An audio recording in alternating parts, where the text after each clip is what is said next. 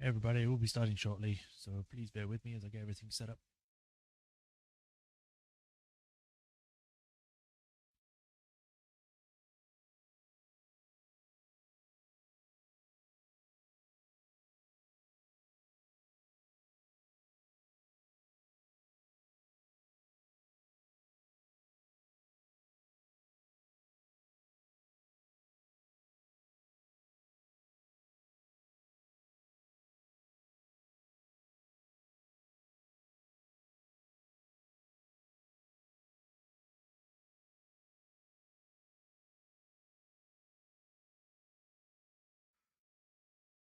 Alright, that's all posted, that's all saved, I can close that. That's up, connection seems to be good, I think we're good to go. So, hi everyone, welcome to another stream of Apollo Justice Trilogy. Dual Destinies, I've forgotten the name of the game for a second then, but we are going to be continuing where we were last time, which is, stuff. We went to a law school where a teacher for judges got stabbed. Possibly. Looks like she got shot with an arrow, but she most likely got stabbed with an ice pick. Which is a tool you don't usually see at school. At least I've never seen one. Although we did have other sharp things like chisels, so maybe it could have been, but something that point it would have been at least under supervision. Anyway, we're going to be finding out who killed who, when, and where. And we're going to see what's going to happen there. So, yeah.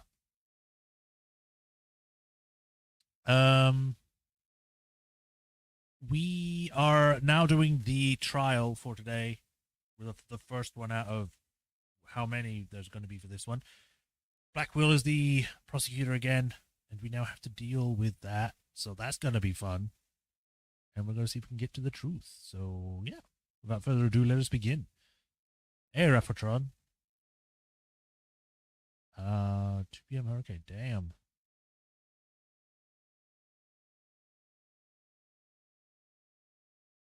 Stay safe. Right, yeah. Ooh.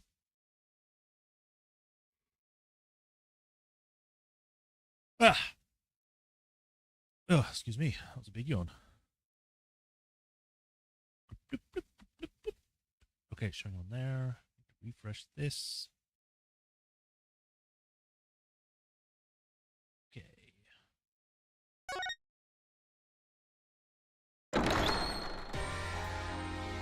Yep, everything seems good. Good game. Actually, I wanted to check something.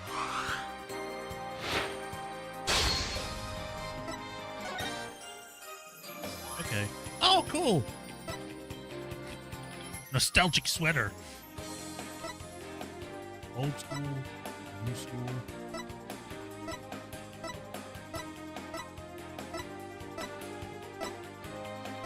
I kind of like his clothes jacket more. Default styling street clothes. Okay. Oh, he has a thingy.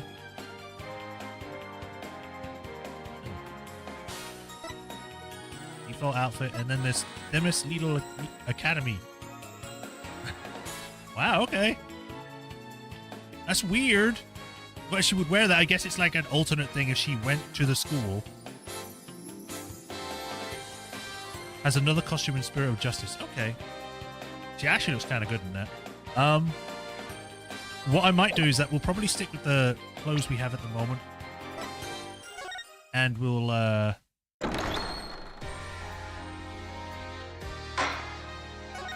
we'll change it when we get back to the academy, so that it's like a more neutral or whatever. Like they actually change their clothes when they go out in a public setting, and these are their work clothes or something.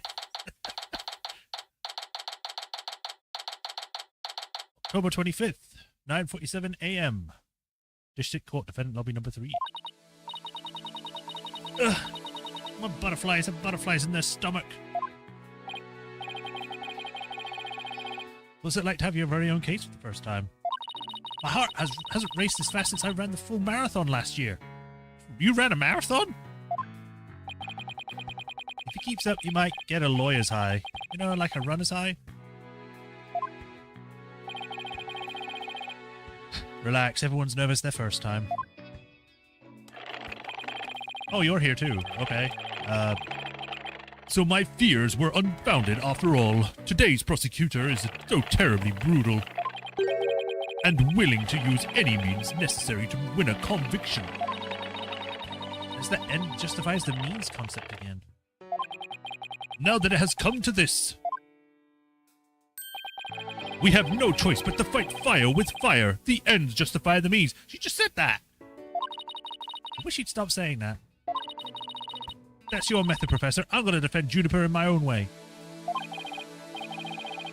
But, Miss Sykes, just yesterday you told me... As a lawyer, what is that you treasure beyond all else? Heh heh, that's an easy one, Professor. Seeking justice for my clients. Did they not fix it? Fix what? But if this trial proceeds in the same manner and ends in the same way as in the mock trial, would you not lose everything you've worked so hard to gain? Well, I'll just have to make sure that doesn't happen then, won't I? My, but you are a stubborn one. Well, I suppose you will have to learn for your own inefficiency the hard way.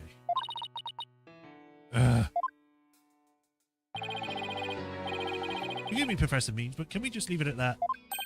Oh dear, please forgive me. It's just I wish to protect Juniper by any means I can. I do too, but... Now, if you would excuse me, I need to go forge some evidence. Thanks to him, I'm feeling even more pressure than before.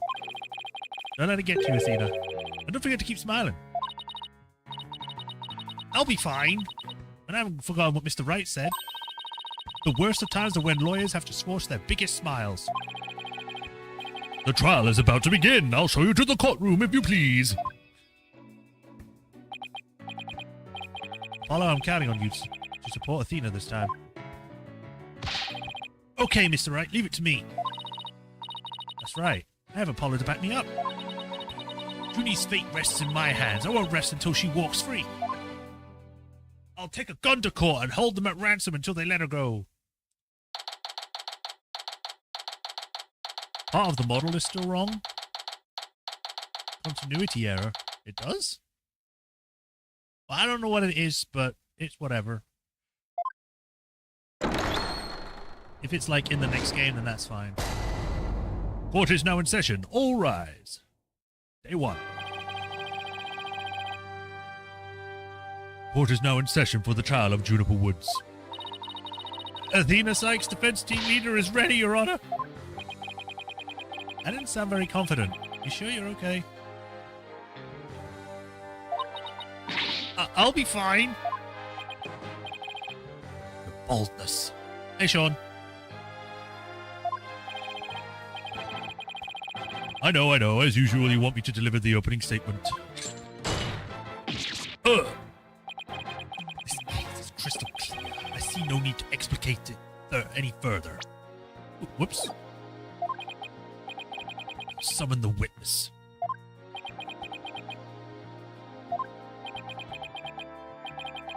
Is there something the matter? Do not share your... Oh, please do share. Do not share. Please do share your boldness. Whatever gave you that idea? Bailiff Breeze, bring in your first witness. Do it! And now we don't even get an opening statement. Hey, Fulbright. Detective Fulbright. He and Prosecutor Blackwell have become quite the team.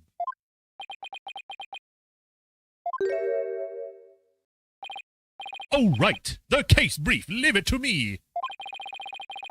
Yes, let the detective in charge, everyone's favorite friend of justice, explain. What was that just now? It's like he and Blackwell are totally in sync. This defense attorney's badge says you're full of crap, Blackwell. Well, I don't think they're capable of mind melding if that's what you're thinking.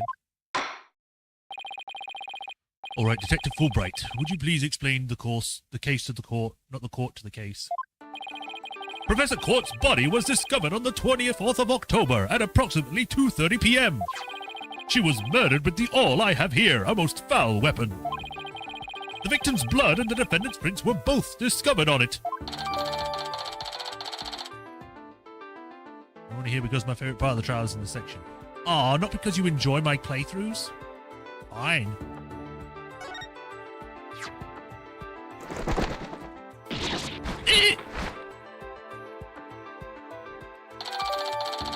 What's autopsy report added to the court record?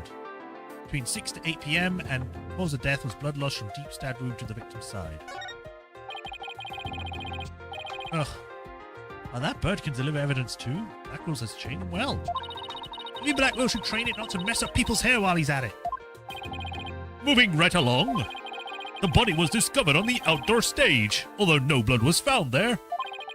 However, we detected traces of massive amounts of blood in the third floor art room.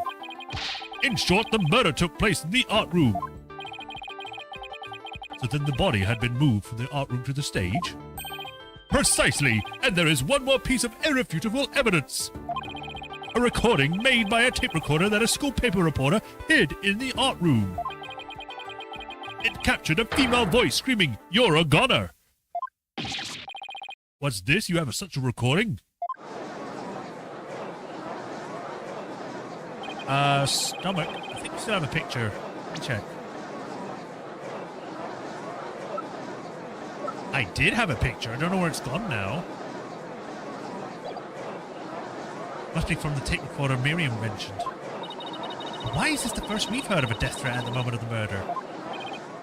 Shh! Silence, please! I would like to play the tape for you now.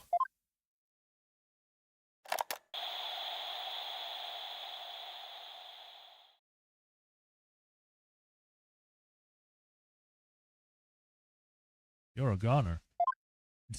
That could be anyone, so I'm just making it like neutral as hell. It is quite hard to hear. But the voice does sound female. Sure. Tape recorder added to the court record. Considering you have the best hearing, you'd think you would be able to pick up a lot more than everyone else, but... A woman can be heard shouting, "You're a goner." Even though it said it was quiet, apparently it was loud enough to be heard. And called shouting.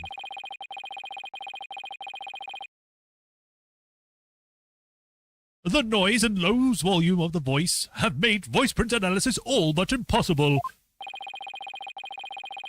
Then you haven't identified the voice as belonging to the defendant. Not so fast! After all, voice print analysis isn't everything. The victim was killed at night, then discovered in the afternoon the next day. The question is, when was the body moved? Oh, I know. It could have been moved in the middle of the night when no one was around. Sorry, but no. The campus was full of students that morning, however no one reported seeing the body. That means the body was moved sometime before the mock trial when all of the students and faculty were gathered in the lecture hall and the rest of the campus was empty. It was during this time that Hugh O'Connor, one of the mock trial participants, found the body. That is not what happened because we found the body. So the prosecution heard about Hugh seeing the body.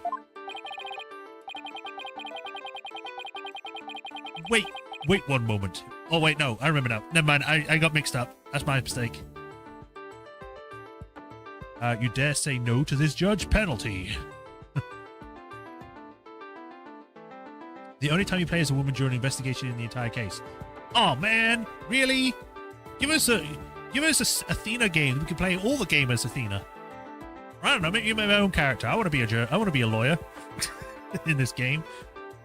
Wait one moment. If all of the students and the faculty were gathered in the lecture hall, then there wouldn't have been anyone who could have moved the body. Ha ha ha! Have no fear, for there is always an exception. An exception?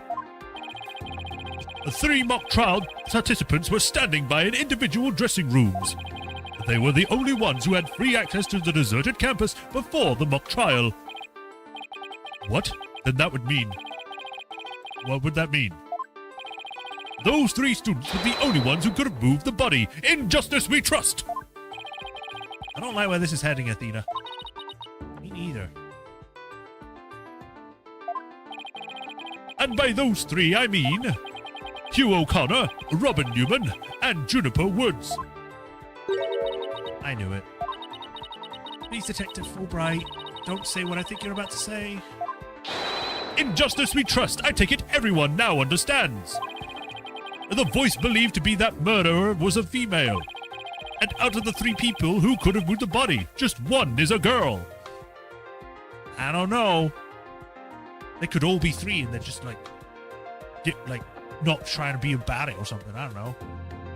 Or it was the person that died that says you're a goner. Or the person that put the thing. Could be anyone, really. There's a lot of women in the school. You play as them. There's no another one but against boys.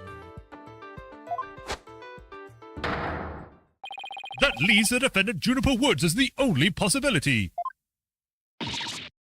No. Impressive. He has you on your ropes even before any cross-examinations. You could at least pretend to be upset for me. Apollo, you're not helping in the slightest. A splendid job, Fulbright. That could not be any clearer. You're free to anticipate a salary raise next month. You're in prison. You can't raise anyone's salary. Ha ha ha! I don't do this for the money. It's all about justice.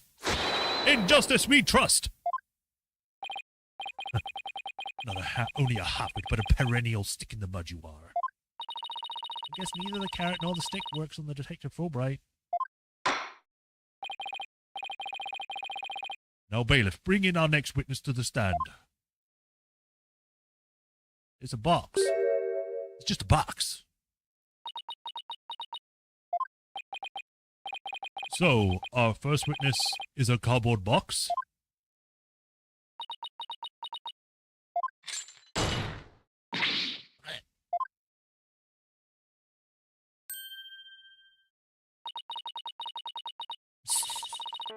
Stealth mode deactivated. Oh my, the box has hands. Smile, Your Honor. She has, I just noticed, because it was so fast before, I couldn't see, but she has a cracked camera and her fingers are all got plasters on them. What's she been doing? Getting paper cuts? What the dickens? I'll just have had my ticket picture. Oh God. I just had my picture taken and it made me get a heart attack or something.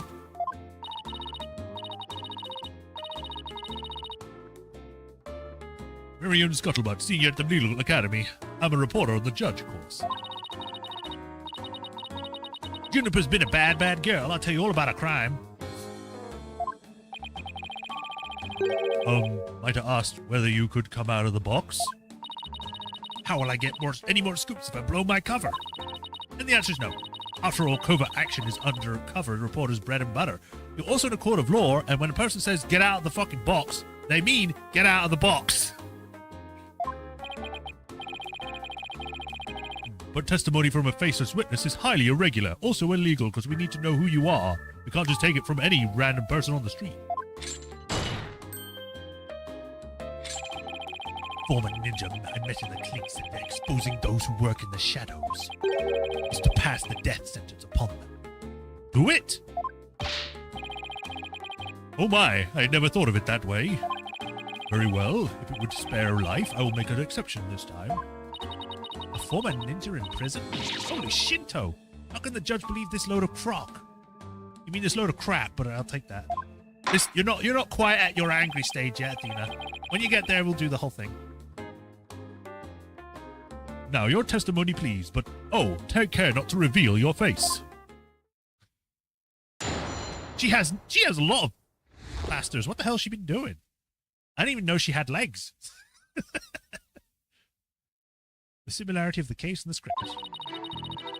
The murder happened exactly like Juniper's mock trial script. Up until the mock trial began, only Professor Court and Juniper knew the script's contents. But Professor Court's sudden decision not to use the script sparked Juniper's murderous rage. Juniper has to be the killer. She has a motive and the murder is just like the script. The murder is just like her script. Could such a thing be true? Compare her script with the murder case and the crime scene photos, then you'll see. This is so simple. Even an ape posing as a decrepit old judge could understand. Only the victim and the defendant were privy to the script, ergo the defendant is the killer. Furthermore, in the art room where the crime supposedly occurred, this witness's script, along with an envelope on which "use" was written, were found. This proves that the accused's script had been rejected the day before the mock trial.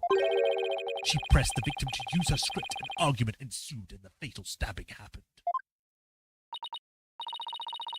Oh, that makes perfect sense. What now? We listened to the other statement. We know that's not true because she supplied an updated one. She was going to update it, and then she was like, no, keep with the original script. Prosecutor Blackwell has all the ducks lined up in a row. He's really on a roll now. He's like a pit bull once it sinks its teeth into you. How dare she! My script had it all. A bum rap and a phony evidence. Grudges and betrayals. I trust the defense is ready to cross-examine the witness. No problem. I mean, yes, I'm ready. I think. Time to find a hole in her testimony and unbox the truth. I've seen it done over and over. I know I can do this. Kick her ass! Similarity to the case in the script. Hold it!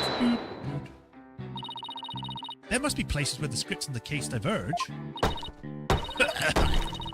How do you say it? It's a cack. Don't sweat the details. That kind of stress will give you wrinkles. Objection!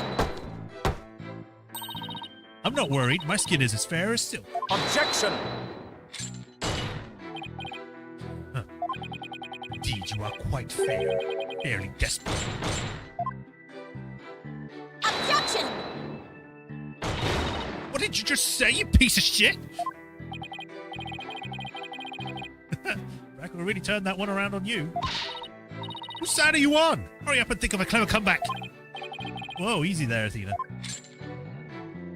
Now you listen to me. The two cases do indeed have their differences. For one, the stage hadn't yet been erected in the mock trial script. And in the actual case, there were signs indicating the victim's wrists had been bound.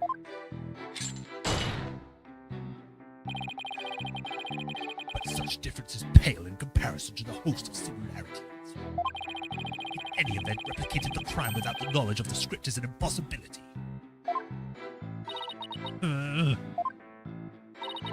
Looks like I won't be passing this off as a coincidence.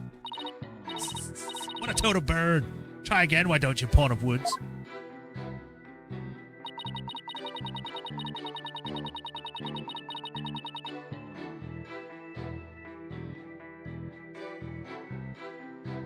It is more on my side. I thought it was more centered. Oh, okay.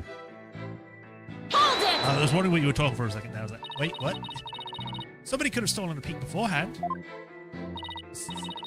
I don't think so. I mean, I tried any number of times. Shame on you, Miriam. But that crafty she-devil Juniper has her eyes in the back of her head. What chance does your average person having an undercover reporter like me failed? Interesting point. Still, Miss Scuttlebutt, won't you get in trouble later for admitting to such an underhanded tactic? Why you? I plead entrapment. How is you blurting out your own crime entrapment? Whatever you say that. You haven't scooped me yet. They'll be all set to use Juniper's script.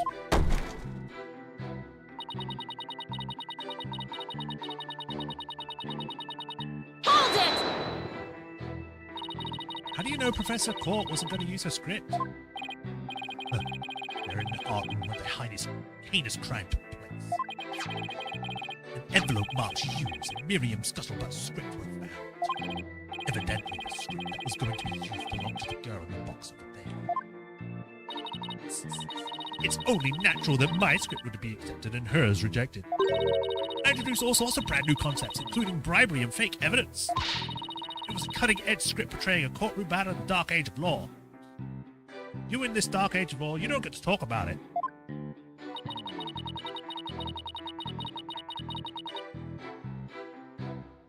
One second.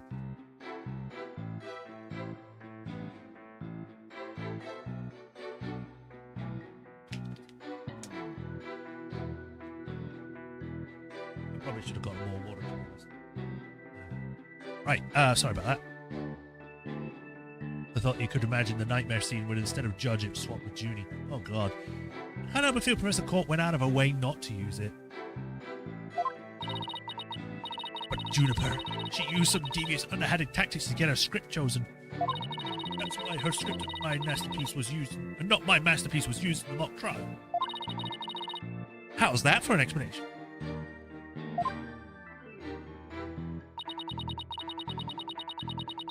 Water ASMR? Hold it! Anyone who saw the mock trial could have recreated the crime.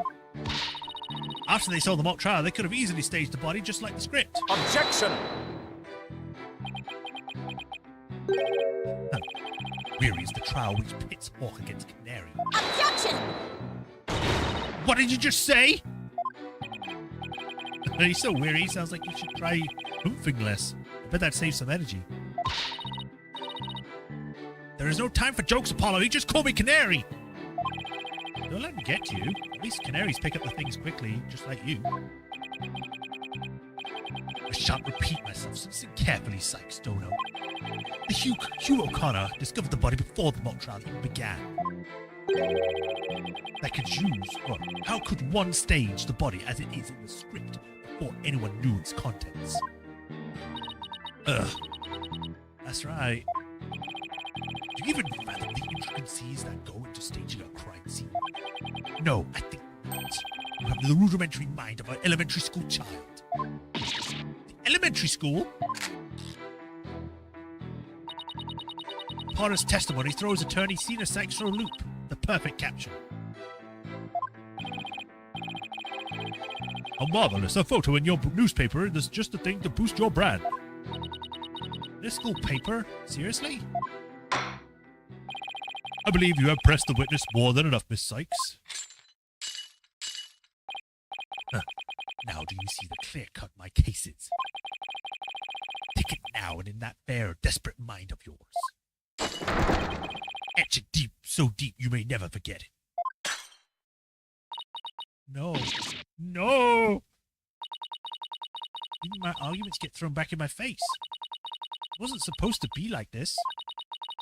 What am I going to do? Athena, you should just have about all the answers you've been looking for now. Huh?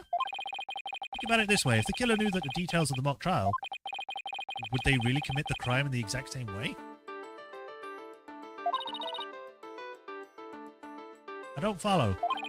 Try to place yourself in the killer's shoes. I bet you'll discover an inconsistency if you do. Why are you suddenly very knowledgeable when we don't play you? It's like the moment we start playing you, you become really stupid. And like, not a person. I get it. Thanks, Apollo. Miss Scuttlebutt, just so we're clear, you're claiming that the killer intentionally made the crime scene look just like it was in the script? And that it is beyond the shadow of a doubt, not a coincidence? Is that correct? No, duh. After all, it is just more evidence of Juniper's evil she-devil ways. Objection! I keep changing her voice because I'm still trying to find out what's the best one for her. What did I say? What'd I say? Our client made the crime scene look just like the script, something known only to her. That would not just be foolhardy, but completely irrational. What do you mean? Yes, Miss Sykes. Please tell this court what you mean by irrational. It wouldn't make any sense for Junie to mimic her own script on purpose because it would make her the culprit. The murder scene was the same as it was in the mock trial script. That in and of itself is irrational. What's wrong with being the same? Yes, Miss Sykes, care to explain what you mean? I like to think when you're the assigned attorney, you lose logic points. Yeah, I guess. Okay, let's say for argument's sake that Miss Woods is the killer. If so, then what reason would she have to intentionally make the actual murder mimic her own script? That's easy. She was admitting that she was the... That's right. If she had really done that, it would have been like proclaiming to the world that she was the killer. So what we actually have here is evidence of someone trying to frame our client.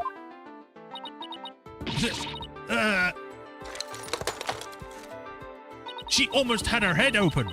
Oh, free, whatever. The body was found the day of the mock trial. In short, the day the details were revealed. So it would be completely inconceivable for the murder to go exactly like the script. Don't let it get to your head just yet. Objection! It would seem Justice Donner's comrade is in arms has finally drawn her sword. However, the blade is dull and it shall remain so until you master its use. So she will freeze up or can't think straight because of all the pressure. No, I get that. I do. I get that sometimes, if not all the time. Like, if you watch when I first started streaming and I actually put my voice up and out there, I was like very quiet and I was like, you know. Granted, I was like, what? When did I start streaming? A few years ago by now, at least. I think I was still in college. I think. Enough with the stupid sword metaphors already. There is a perfectly good reason for the inconsistency of which you speak. Reason? What reason? Must I spell out everything?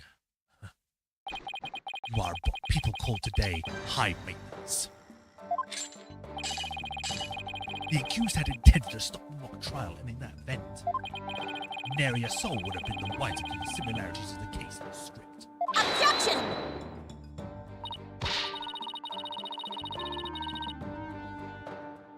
You're off to the side and not have the intention to think more clearly straight. Yeah. No, the mock trial was only stopped after the body was accidentally discovered. Objection! Our witness here had also discovered the body. In fact, she was led to our dearly departed professor by the accused herself. What? Miss Scottabutt saw the body too?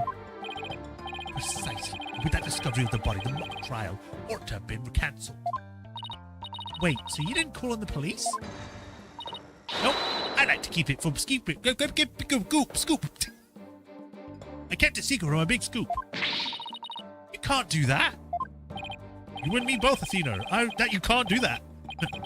I made her pay long and hard penance for a sin. Did I not, my little box top? Compared to the work of war correspondent, the sheer terror of that was... Ah! Jeez, I wonder what the Twisted Samurai did to her. Block off all the holes in her box? And spin her like a top while Detective Fulbright cackled in delight. That sounds more nauseating than scary. Enough jabbering, witness. Continue your testimony. Sure, Mr. Samurai. I'm ready to finish off that she-devil. Yeah, she has, not knee braces. She has knee protectors. Why can't I remember what they're called? Knee guards. There we go. I eventually got it. What Scottabutt saw. I snuck into Juniper's dressing room while everyone was in the lecture hall. Juniper had changed to her stage costume. I asked her, "What are you doing?" When suddenly she fled the hallway, as if she wanted me to follow her. I followed her all the way to Professor Court's body. She led me right to... I'm positive it was Juniper because she was wearing the costume that she had made. Hold it! I don't need to do anything. Why did you withhold such key testimony?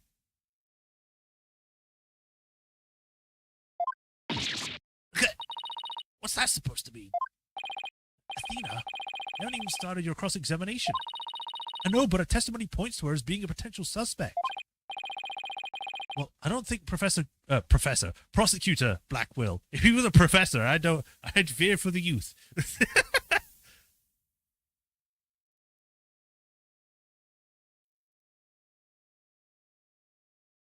I see it after Rapatron. Or at least I see that you say your chat's not going through. I don't think Prosecutor Blackwell is... No, wait, I bet he's already thought of that. The witness left the lecture hall to sneak into Mrs. Woods, or Miss Woods' room before the mock trial. That means she, too, could have moved the victim's body. The prosecution's claim no longer has any ground to stand on. Celebrating a bit too early there, Athena. Help!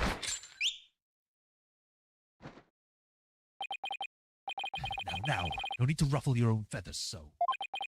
When you squeak like a little brat, it agitates Tucker. Do you want it to peck your eyes out? No, thanks. You listen here.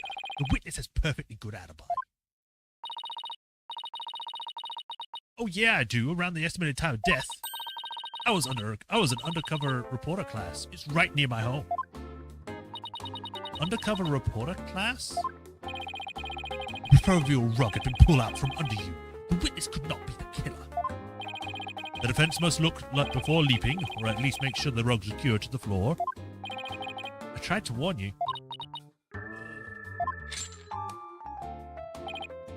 Well, it ends the cross-examination. Let's allow the witness to step down. Huh? No, wait a minute. The defense has no right to cross-examine the witness after that little spectacle. But whatever a man is sowing there, this is how he will also reap. Why can't he say you reap what you sow? Very well. If the cross-examination is over, I suppose the witness may go home. Perhaps spend some time in her lovely box and recover from the day's stressful events. Don't you worry about me, Your Honor. There's no rest for the wicked or journalists either. The third eye has always eyeing a scoop. Sure. She's always eyeing a scoop. Well, back to the trenches. Bye-bye. Hold it! Why does that go through? I don't know. It might be your side. Because with that hurricane, you might be getting like intermittent losses or something. Not so fast, Scuttlebutt. Apollo? There's just one thing I'd like to ask. Did you take a picture of the victim's body? And if not, why not? Well, that is... No, I didn't take one. Well, that's strange. You know, I just had a thought. What if Laura Hart had a daughter and it's this character? Because she got married, her last name changed to Scuttlebutt or whatever.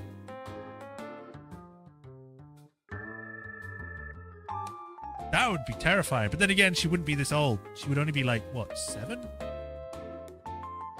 Yeah, she'd only be 7. Unless she, like, didn't tell us that her real name is not this.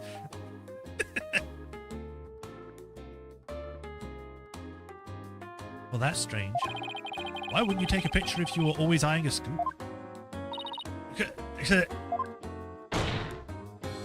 Did you or did you not really see the victim's body?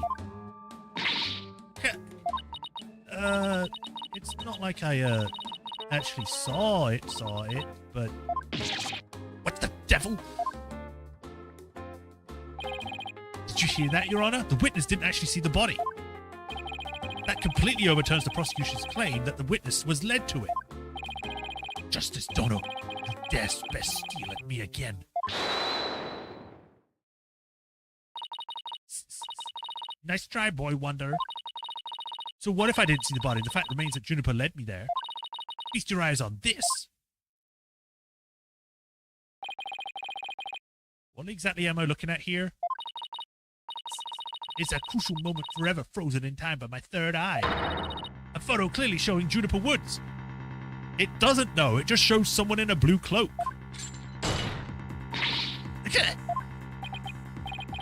Why did you not tell me of this? It's a shocking scoop when I was saved for the right moment. She's swaying. You know, if she didn't wear this box and she was doing this, she'd look cute. But this just makes her look weird.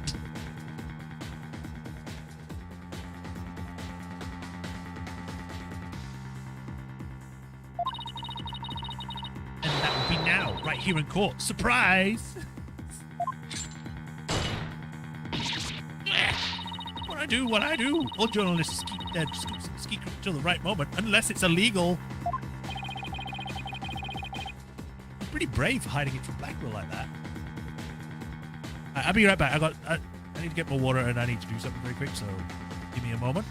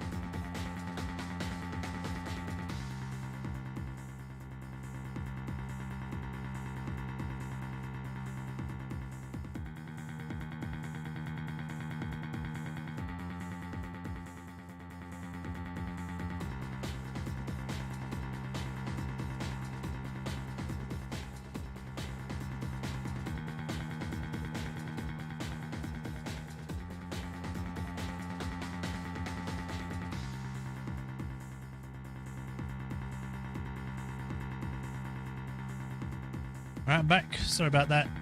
I had to get more water and then I had to like blow my nose. Because it was really annoying me. Anyway, we're back now. Sorry. We can't outro on chat. I did not get killed by a killer. I killed him.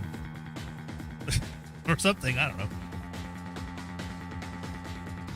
Her design is actually kind of cute. Is it? I don't recall it, but we'll see whenever it comes up, if ever. She's pretty brave hiding that from Blackwell like that. Or pretty stupid. Well, this is an unexpected turn. Athena, about this picture, see how it only shows the back of the subject?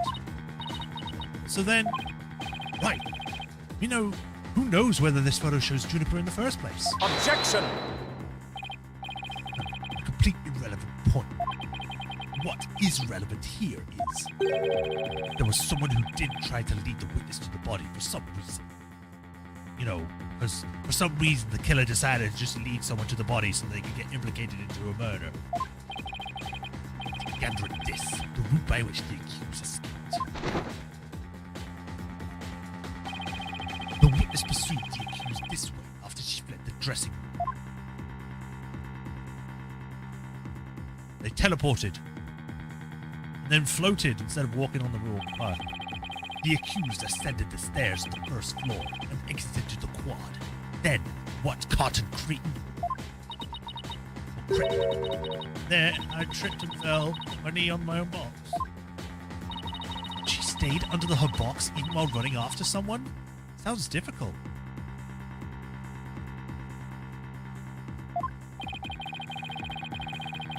Recall that the body was already there, for Hugh O'Connor had already seen it. She was trying to show someone the body because she wanted to stop the mock trial. Hold it! But if the facts have changed, then all the more reason to cross-examine the witness. The defense has a point there. Very well, you may proceed with your cross-examination.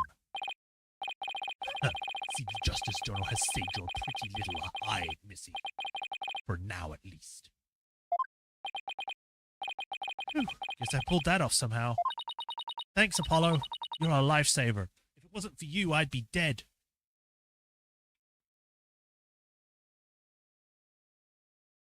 Pretty sure there's a relevant point where you can't tell who that person is. Fun fact, Sebi is canonically a Themis alumni. Sebi. Who's Sebi? If it's obvious, I'm just stupid. Incidentally, my main complaint is the witness, or compliments to the witness for her very fine box. It's primo cardboard, lovingly selected from among many. Tell another lie or hide another fact from me, and I shall put it to the torch.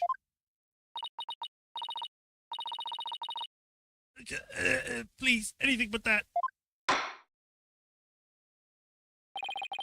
think it would be more eco-friendly to recycle it, but that's just me. All right, Miss Sykes, you may cross-examine the witness.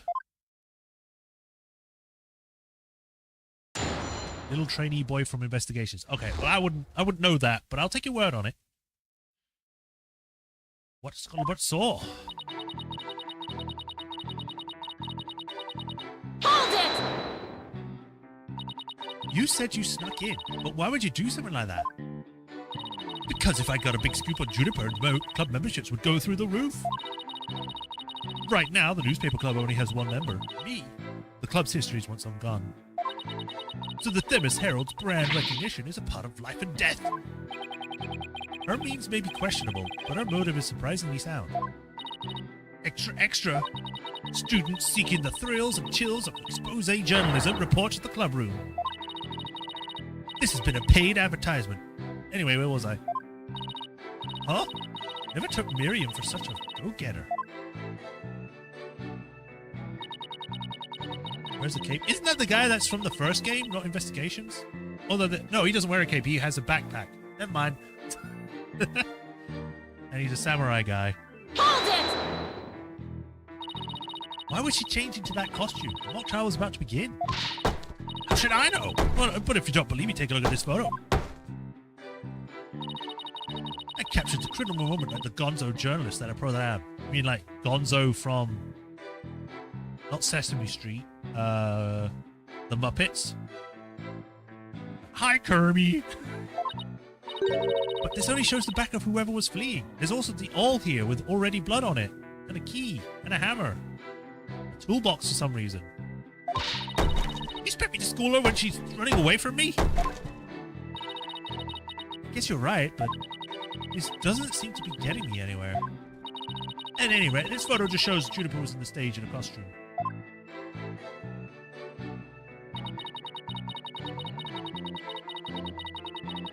Hold it! That doesn't mean you had to chase her. Call it journalistic instinct. I see something fishy, I go after it. But you never did catch up to her, did you? A true undercover journalist gets up and dusts herself up when she stumbles. That reminds me, didn't you fall during the chase when you tripped on your box? A true undercover journalist is always ready to stumble over a great story. Sure are a lot of holes in your story, or is that just a scuttlebutt brand of journalism? A true undercover journalist always prevails against her adversaries.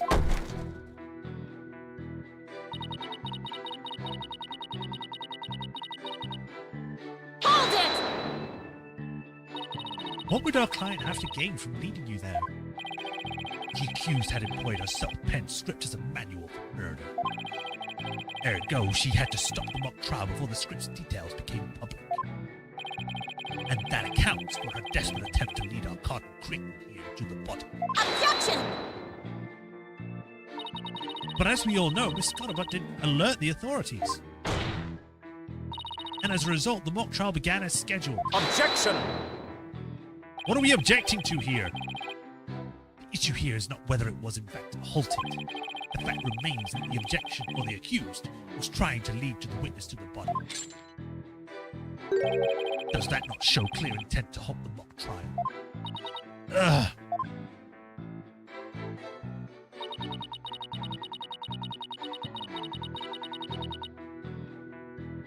Can I just present it? I'll press it first. Hold it! I was gonna because this is clearly wrong, but I'm just gonna question it first. You say it was our client because the figure you witnessed was wearing a costume. Isn't that a bit simplistic? It's only as simple and clear cut as a good piece of journalism should be. Sure, it's simple, but I'd hardly call it clear cut. That's why I chased her. She keeps saying that it was Junie, but she didn't actually even see the body. Yeah, but Blackwell's assertion takes that into account. So even if I press her on never seeing the body, I won't be able to overturn this testimony? Well, whoever it was that was fleeing, Miriam didn't see their face. So I'm wondering why she thought it was Juniper. Try thinking along that line and see what you come up with. There we go. Because we know, because she took a picture, and it clearly shows that Juniper is not wearing a cloak. Objection! I guess I'm too early on that. Your Honor, members of the court, please look at this. That's right, there's no need to explain anything. This piece of evidence says it all. Well, it says to me you're completely wrong.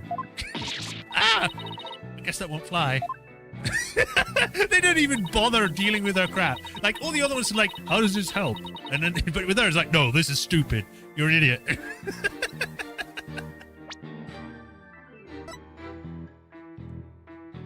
Objection!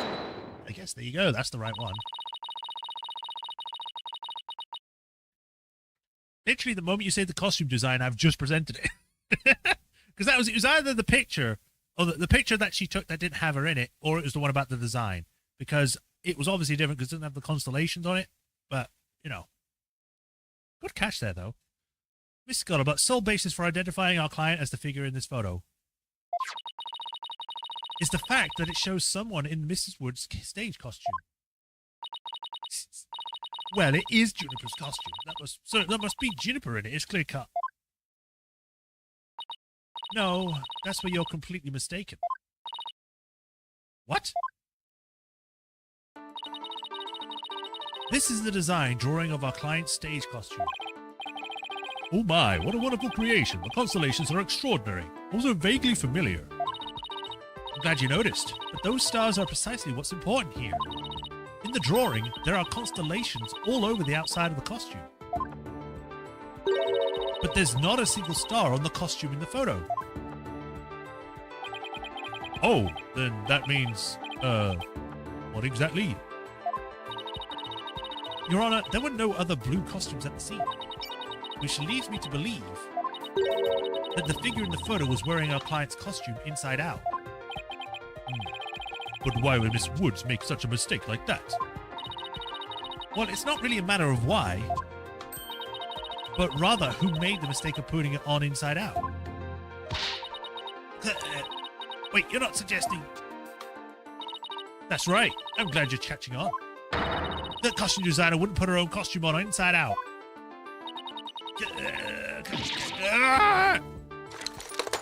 No, not the protractors. She has legs. Sorry, Miss Scuttlebutt, but doesn't believing you had a scoop when you really didn't make you a failure as a reporter. What?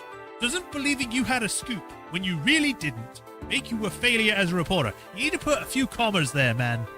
Like, doesn't believing you had a scoop, comma, when you really didn't, comma, make you a failure as a reporter or something. I don't know.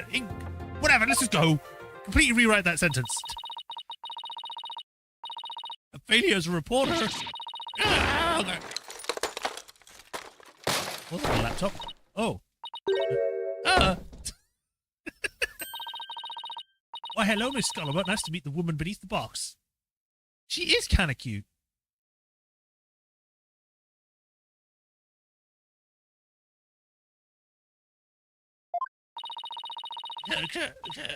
You didn't see nothing. Objection! Now, I would have you stop right there, Sykes Dono. For it is the why of the matter upon which I would have this court focus. What do you mean? Oh, his eyes went all weird then. Miss Juniper Woods. Yes? What were you doing on the morning of the mock trial? I was in my dressing room painting my costume in fluorescent paint. Fluorescent paint? My design drawing showed twinkly stars in the costume. I was going to make the costume shimmer like that by painting the inside fluorescent. What was that again? Fluoride? Did your costume have cavities? Not fluoride, fluorescent, as in glowing. Paint would make it glow in the dark. Yes, you applied to the inside of the costume, and then...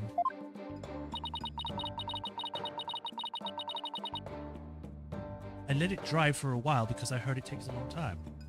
In proof of that, I think they did redesign it slightly. They did? Okay. Different, or at least got a new animation. Oh, alright then. So I put the costume on my mannequin inside out. Inside out? Then... This is the photograph of the inside-out costume taken in the dark. Green. What are these parts for, though? It's like a handprint. As you can see, there is a heavy layer of paint over the inside surface. If someone were to properly don this costume in this state, the wet paint would get all over their body. Why, yes, I believe it would. Indeed, ergo, the costume was worn this way. It was, not for anyone's mistake. But because this was the way it was on the mannequin, inside out.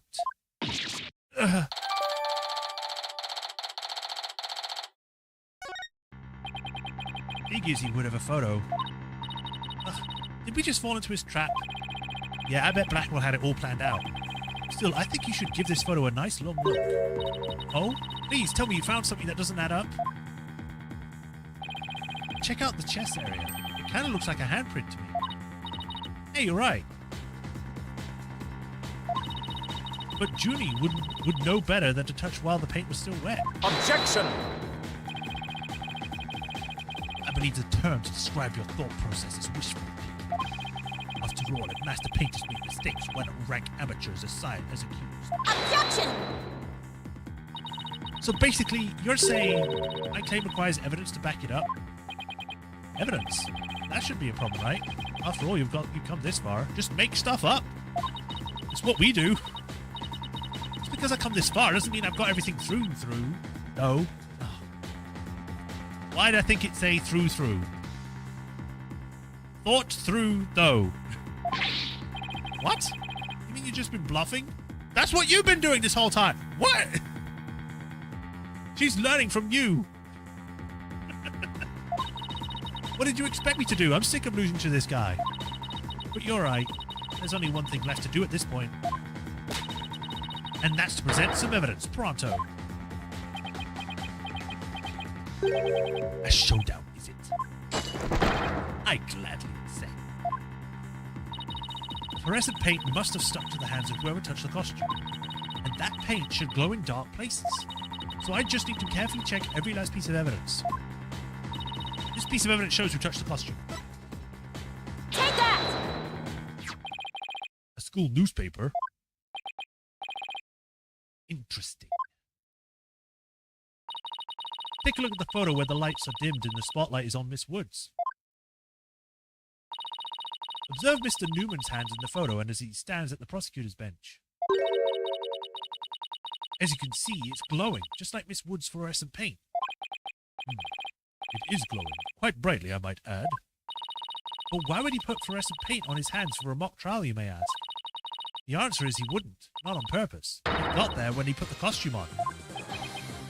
Oh, that means... What again? It means the figured photograph in the costume was not our client, Juniper Woods. It was her classmate, Robin Newman. What?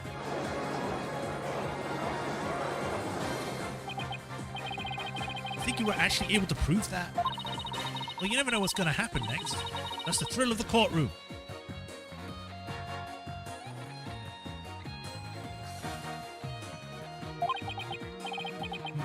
So then... Why did they have to make him look so evil? It's like, I killed someone, I am evil now. He looks so stupid. Does that mean that Robin is our man? Well, that's certainly how it looks. Very well. Robert Newman it is. He is here in the gallery, I trust. Show yourself. I challenge you to a duel.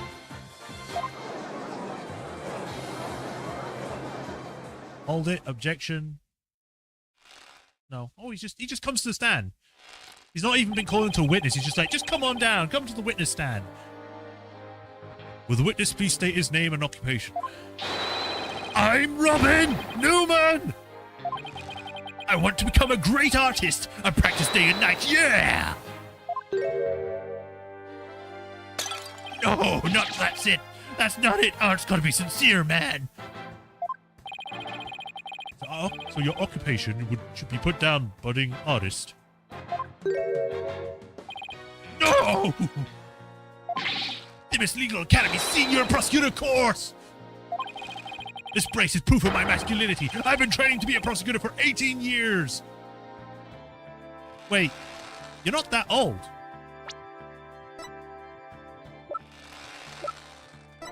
Yeah, you are 18. You can't have been training since you were a kid. Stop over-dramatizing yourself.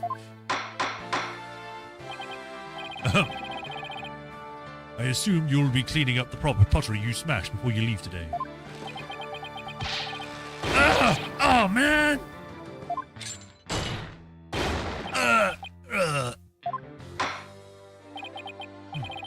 Seems the witness has finally settled down. I guess nothing faces the judge after all these years. You talk with a parrot. I think you'll be fine. You may proceed with your testimony, Mr. Newman. Specifically, the court wishes to hear why you had fluorescent paint on your hands.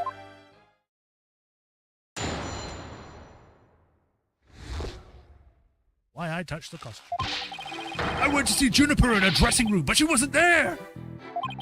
When I walked by that frilly costume, I was like, whoa!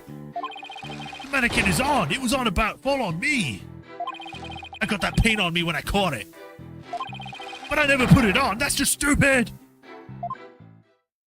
Hold it! Your Honor, I recommend a short therapy session for the witness. Well, Mr. Newman does particularly seem agitated, but... no!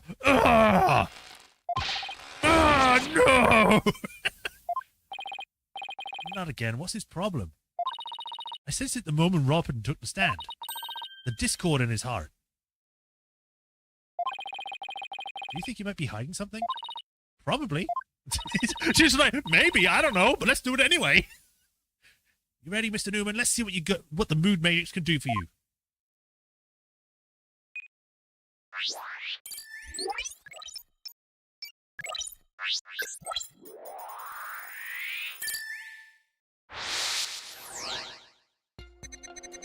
I went to see Juniper in a waiting room, but she wasn't there. When I walked by that frilly costume, I was like, whoa. The mannequin, it was on. It was about to fall over. I got that paint on me when I caught it. I never put it on. That's just stupid. You had to catch the mannequin as it suddenly started to fall over. Even I can guess this one. The most natural response would be surprise. Paula's right. So maybe I should try focusing on some other emotion. Well, I mean, he was happy for some reason at one point. So, you know. Got it!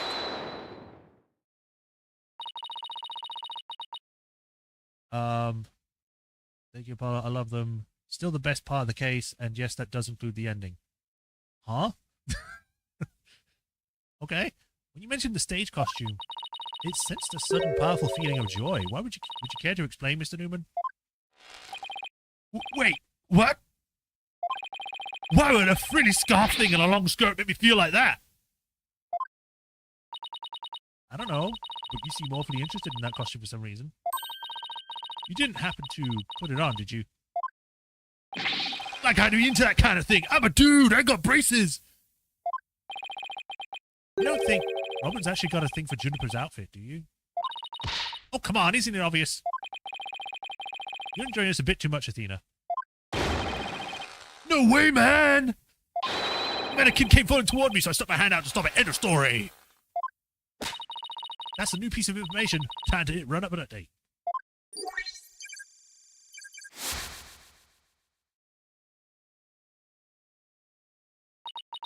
Huh. Even after that update, something just doesn't feel right here. You want if anything that can prove the statement contradicts what really happened? No. No, we don't.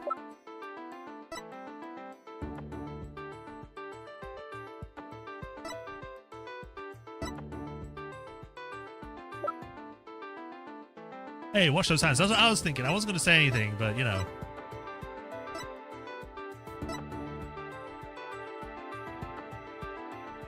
Is it the actual picture? Because his picture shows his whole hand is on it. But those are only showing his, what do you call them?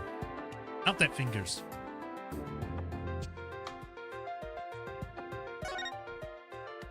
I might be wrong, though. I'll go with this, because I feel like this is the right one. Take that! You said the mannequin came falling towards you, so you stuck your hands out to stop it. If so, that means the fingers of your hands would have been pointing outwards like this. But that's not what your handprints show. In fact, this looks more like you had thumbs in the base of your palm. Wait, let me read that again. In fact, this looks more like just your thumbs and the base of your palm. Why in the world would I leave such a weird handprint? You know why. You left them when you went to adjust the scarf after putting it on. Just like this model is drawing. What? Just like the model in this drawing. Say it properly, me. Whoa! Why don't you just admit, Mr. Newman, you did put on the stage costume, didn't you? And you really do like Miss Woods' clothes, don't you? Fine, I admit I put on the costume. But I don't like girly clothes. Man! Only went down by 10%. Yes, new information to plug in. Time for another update. I snuck in knowing the costume was there. My heart was pounding even though I'm Sky. When I saw it, it was even more amazing than I'd imagined. I was like, whoa, I'm a guy, but I got all excited. Okay, everybody, okay. I don't need to know that.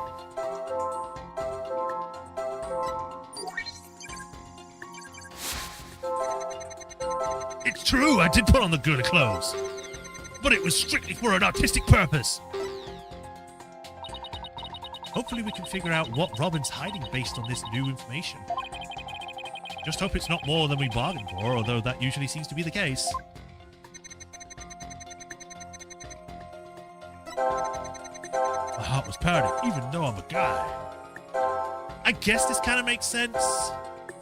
Like, surprise that he's pounding, and happiness because he's pounding, and sad because he's pounding. This was just straight up happy. It's like, whoa, I'm a guy, but I got all excited. Happy and sad. And then this was just angry.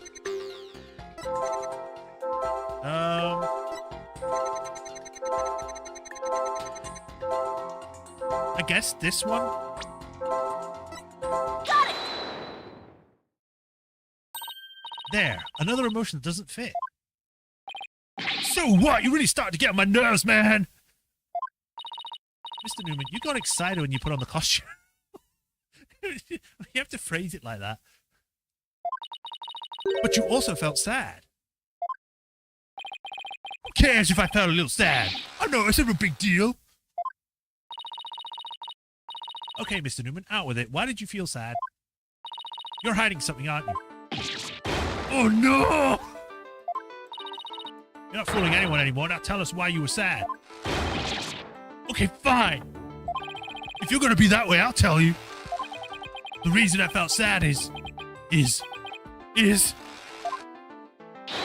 No matter how much I dress up, I'll never be as pretty as you, Juniper. Well, no offense, but his habit of shouting at the top of his lungs doesn't exactly help. Apollo, you shout as well. Shut up. No, that's not it. I totally own those girly clothes. I should have been totally pretty.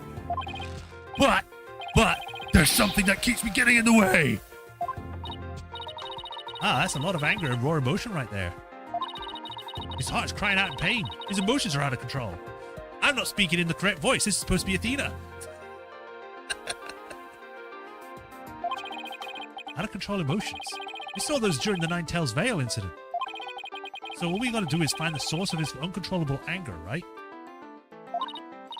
Right. Help me look for a conflict between the statements and the images we see.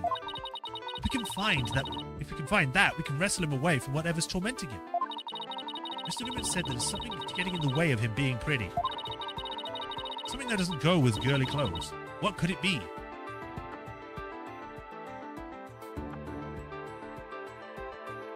I wish I had a soundboard or something. It'd be just like, that's a penis. Anyway.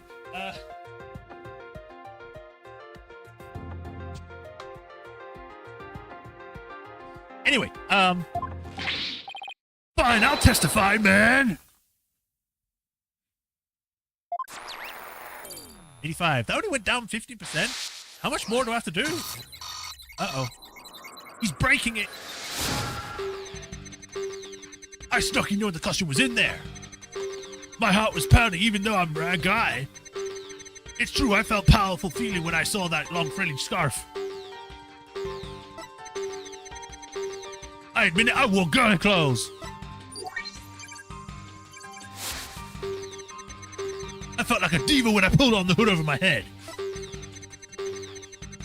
It felt so right, I was totally dressed up like a girl. So we're looking for a source of this anger? Right. The conflict in his testimony will most likely arise from his emotional repression. Let's compare the images to his testimony. We might find the problem that way.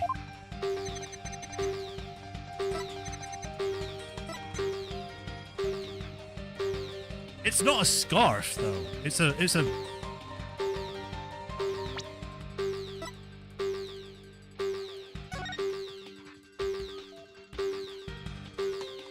It's more of a shawl than a scarf.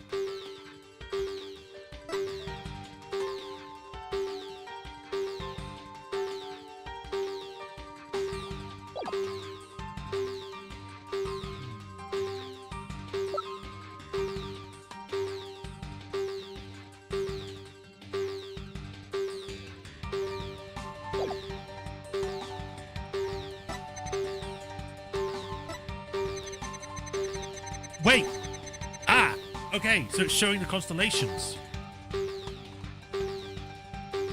Which shouldn't be a thing.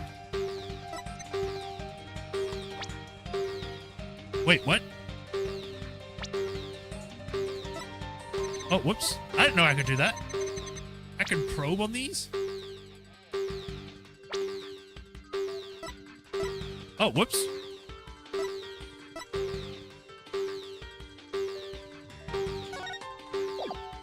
Huh? Got it! Okay, that might have been wrong.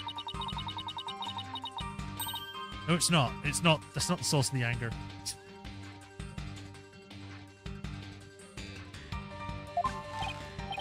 Nope, you're way off, way off! Eat.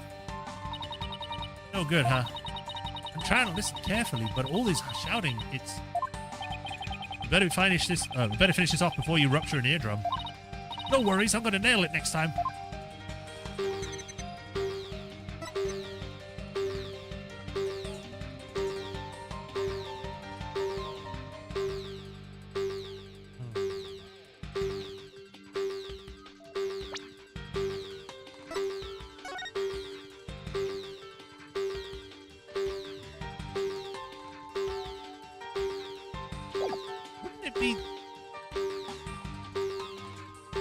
I don't know.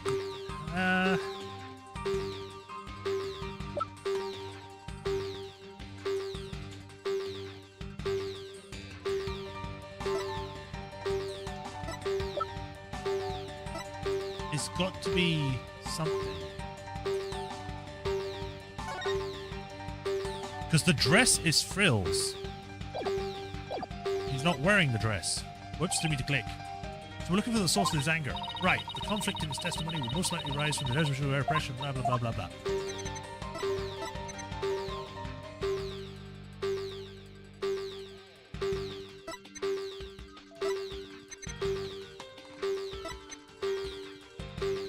Pro... Maybe it's more him? I can actually point out the brace.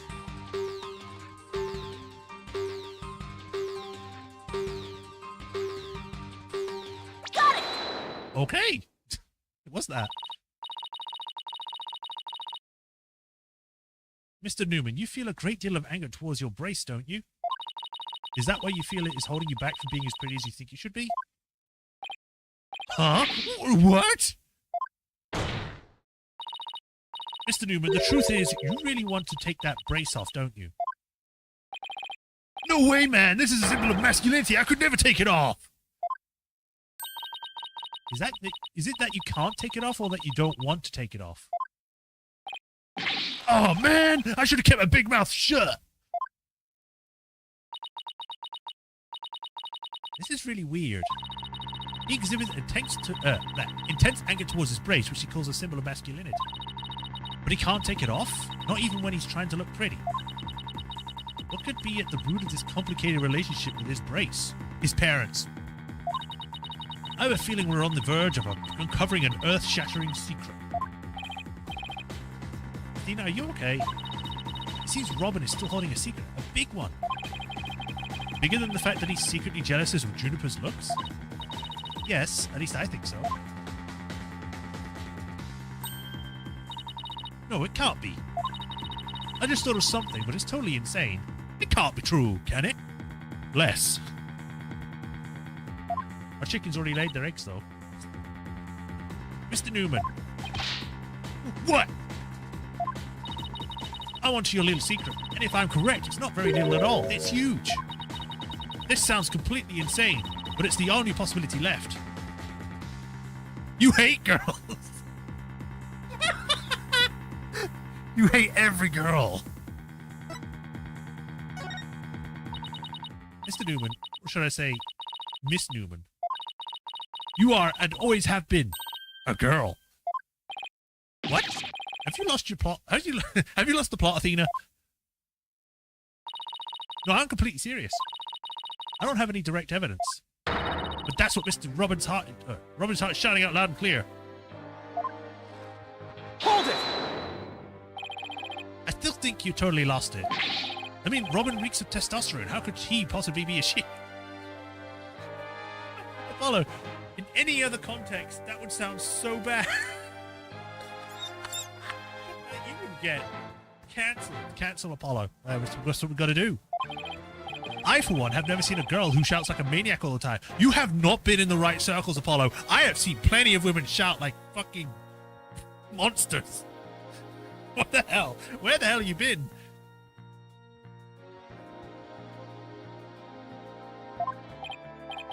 Oh, oh, oh. He's charging. She's charging. I've seen plenty of witnesses in my day. But if he's a she, then she's the most convicting actress I've ever encountered. Therefore, let me pronounce my verdict. Robin Newman is without a question a man. It's not your ruling that does that. What?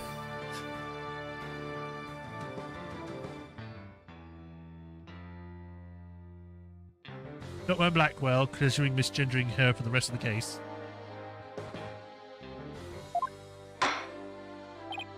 Oh! Oh! Oh! Oh! You are now truly justice's door equal in one area. You are just as equally insane. Never in the history of this planet has there been a finer specimen of this masculine spirit. Wow, okay.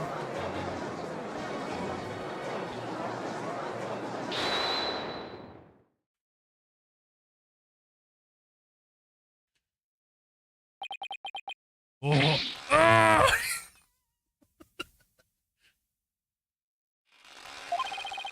If you guys are done talking about me, I'm... Is that a cutscene or is it just... No, I think it's just a thing.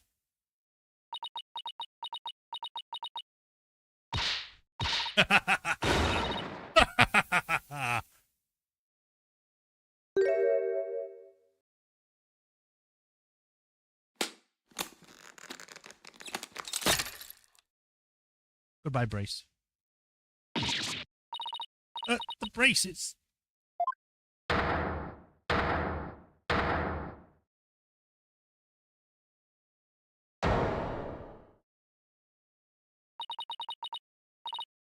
How would I do the voice now? Just stay the same. Miss Sykes, no, allow me to call you Athena.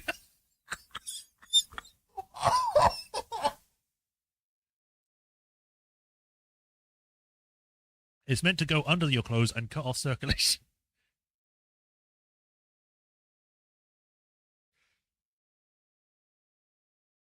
I was only doing it for that part because if I keep doing it, it's going to hurt my throat.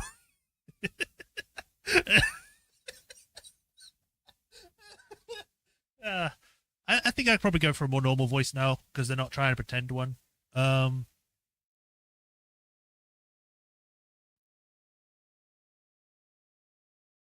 Miss Sykes, allow me to call you Athena. Yeah, I'll just do like a normal, like exaggerated girly. Exaggerated? Is it like a valley girl? God.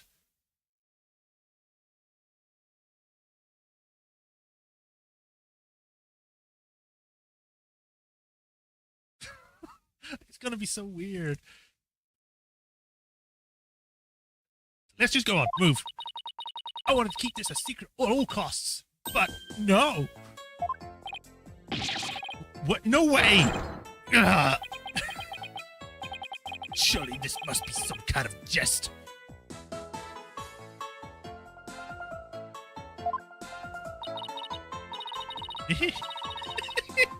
Nope, it's for real. I'm a girl, a body and soul. If you don't believe me, I'll give you a P-E-E-K. I'm so glad it was peak and not what I was thinking. It was like P-E-N. No. Ah. As if. What an amazing transformation.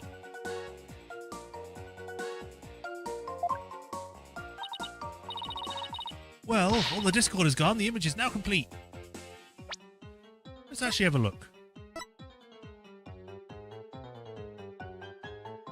This is wrong now. The image is now complete.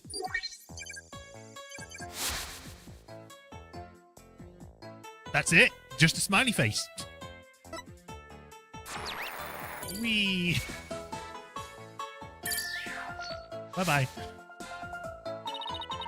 I was raised as a boy since I was little, and I studied law just as my parents wanted. Oh, so you're pretty much, Bridget from Guilty Gear, but the reverse. Your parents are fucking assholes. What the hell?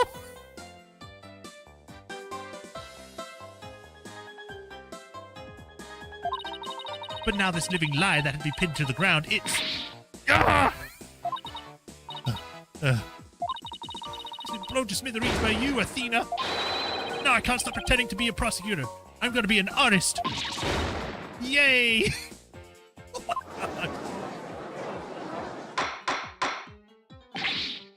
Order, order. What a shocking development. He really did turn out to be a she. Why is everyone looking at me like that? I feel like a movie star or something. Where'd you get that shoe from? But no paparazzi, please. I value my privacy. Okay. I'm actually doing the finger motions. What? Stop it. Ah, no picture. You'll regret it, man. Am I just imagining things? Or is Robin even more hyper now than she was when he was a she? She was a he. What? Apollo, you can't say that. I don't know. Maybe it's because she's finally got her troubles off her chest. Literally. I mean, she can breathe now. This is all well and good, but does he being a she actually change anything? The fact the witness is actually a girl doesn't change things. Because there is now a piece of evidence that we must reevaluate. Very well, let's see what the defense has for now. What piece of evidence must be reconsidered now that we know that the witness is a girl? The picture? Oh, the woman. Take that! This is what I'd like the court to reconsider. Oh, the tape recorder. The one that recorded the threat. You're a goner. That's right. And we already have established that it's a female voice in the recording. Of all the students who could have moved the body before the mock trial was to start, our client was the only female if you exclude Miss Scuttlebur, other because of her alibi. And that is why the tape recorder must be our client, made our client the prime suspect. So then... That's right. The witness just revealed she's a girl. Therefore... Athena, you're stretching it very far here, because it's like, during this time, they were pretending to be a guy by doing a manly voice. So they would still sound like a guy, even if they were actually a girl. We are just using the voices in this recording as the basis for hurting accusations. This witness must be labeled a suspect too. I mean, yeah, I guess. Oh no!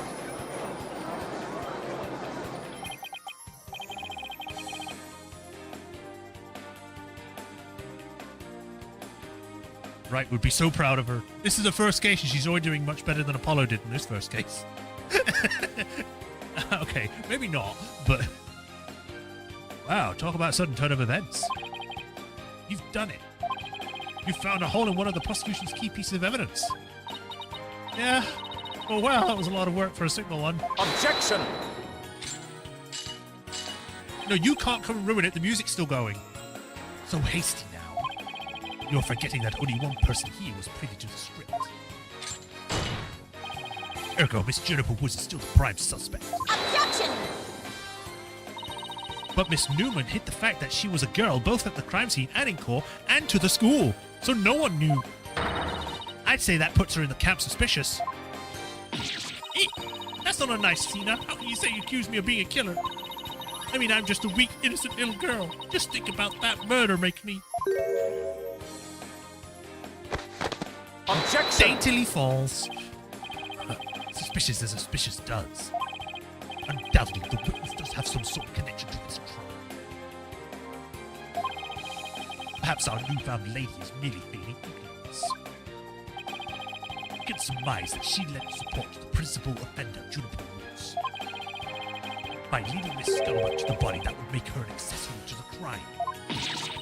How can you say that? I'm not an accessory to a crime, Mr. Birdman. Objection! Birdman. In any event, with the witness as an accessory explains quite a bit, does it not? Objection!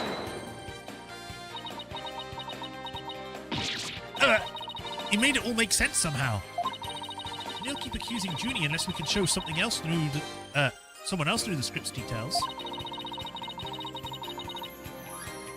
But how could someone have gotten their hands on that kind of info? The only way they couldn't have known the script is if they...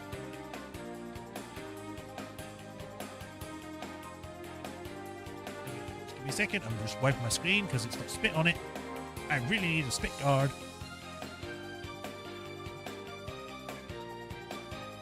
Saw the mock trial, heard it from Junie, had penned the script.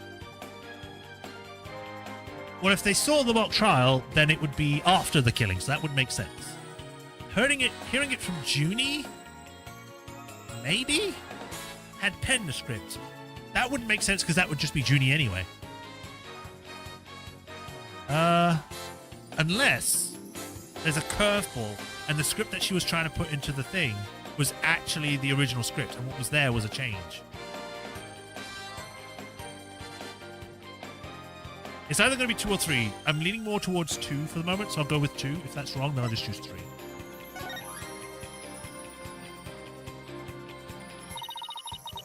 Sorry, Junie, but you're not going to like this.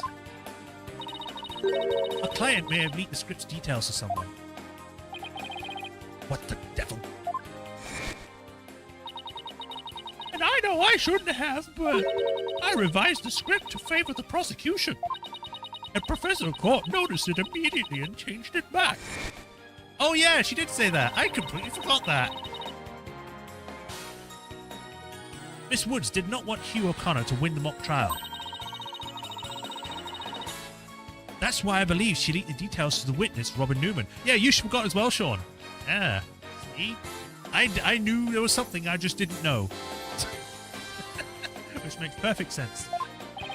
I get it. If Robin won, Hugh wouldn't have been able to confess to Juniper. Right. Junie was probably trying to keep their friendship from becoming awkward. How could you, Athena? What a bunch of bull! I never heard a word about the script from Juniper. From never ever. Objection! You sure? Can you look me in the eye and swear you didn't? But add Athena. Don't you have any evidence?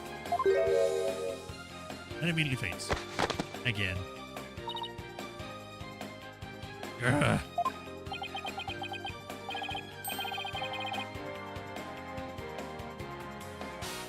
Actually, we might just have to think. Really? Yeah, one of Robin's lines I read when we were reenacting the mock trial.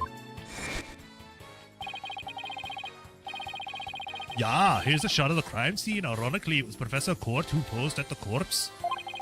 Here, forehead. How'd you mock the trial? The participants apparently I'm Irish now instead of German. Mr. Newman was surprised by what Professor Court was wearing. Robin said, oh, the green sweatsuit. Sure. I mean, I might have said that, but so what? Well, think of it this way, Athena. Yeah, which way exactly? If I told you what I'd be wearing a blue suit today, but then showed up wearing what I have on now, what would you say? Oh, the red suit. I think I got it. Your Honor, we have evidence proving that Miss Newman knew the contents of the script. The defense moves to present said evidence to the court. Very well. I didn't get a chance to read it because I accidentally clicked the wrong button. Very well, present away. Evidence proves that Miss Newman knew the prior knowledge of the script's contents. Including arrow, murder weapon. The actual murder scene was in the art room. Dropped on the 3rd floor. Bull cart. Body was moved to the quad, like an archery member had shot the victim. Arrow. Sweatsuit. Victims will be part of the red one. I remember this. Yeah, I remember reading this. And I was like, wait a minute, but it's green. Yeah, so. Take that! The mock trial script. Wait, did I say Irish? It was whatever. You know what I meant in the end. Miss Newman, during the mock trial, you were shown a photo of the victim's body. And reportedly, you reacted by saying, oh, the green sweatsuit. Oh, yes, I said that. What's your point? You seem to have some issue with the green sweatsuit, and I think I know why. The proof is in the script, specifically on the things to prepare page. Sweatsuit, victim's outfit will be a red one from the prosecutor's course. You were surprised because the sweatsuit in the photo was green.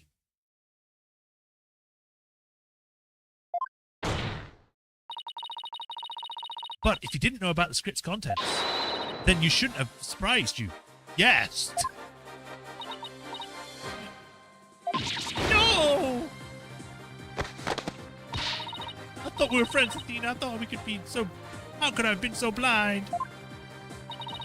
In light of her privileged knowledge, I move to declare Miss Newman a suspect, Your Honor, because she's so privileged. You what?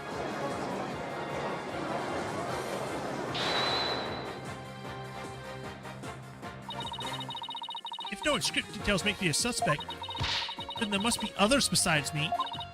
I mean, someone else could have seen Prosecutor Coutts' notes. Note? What note? Professor and Juniper working together to prepare for the mock trial. But only one copy of the script was made to prevent it from being leaked. But that gets kind of inconvenient, right? I'm not seriously going to suggest... but it's the truth. Professor Court did exactly what you're thinking. She didn't write down any of the proceedings of the truth behind the case. But she did write a note to herself about the props and details about the victims. B-R-D. Is this really true, Miss Newman? If you don't believe me, send the police over to my house. Tell them to check the pictures on my camera. I thought it might give me an advantage. So I took a picture of them. No. The way that it just abruptly has an open mouth and then closed is just weird. I'd say she's telling the truth. Wait a sec. If there's a note with details about the body, then that means there are others who could have made the murder look like our client's script. Yes, I believe you're right. Huh. Apparently, this case isn't as clear-cut as Prosecutor Blackwell would have had us believe. This new revelation blasts a big fat hole in the prosecution's case. Oh-ho! Objection! Bully for you, Missy, but don't think this spells victory. And why not? The battle is still young, and my blade is now fully drawn. Between it and my next witness, your life will be forfeit. So put away your wooden sword. And show me what you're truly capable of if you wish to live. You want it? Don't worry, I'm gonna bring it. Show me what you got with your fake sword, Mr. Birdman.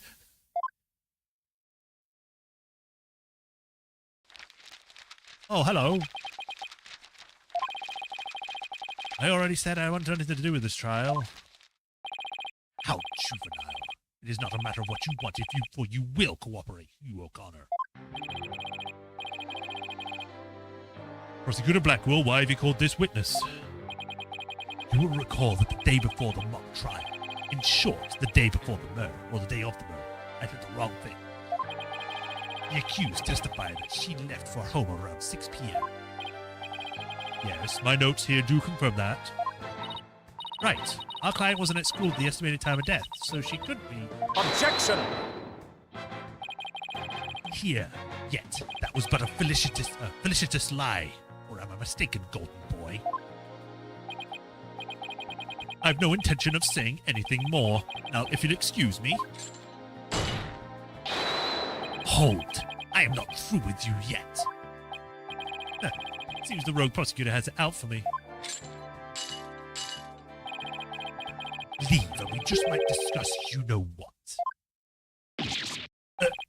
No, wait. One little statement and Mr. Cool loses it? What's all that about? I changed my mind. I'll stay and testify. Are you sure, Mr. O'Connor? The words of a genius is as good as gold. Let's get on with this. Hugh O'Connor, a senior at the Legislative Legal Academy. Lawyer, of course. Or lawyer, of course, not lawyer, of course. How's that? Just fine. Your testimony, then, if you please. You're up against the top of the class now. And be careful if I were you. I know Junie would never lie like that. That pompous schoolboy won't know what hit him.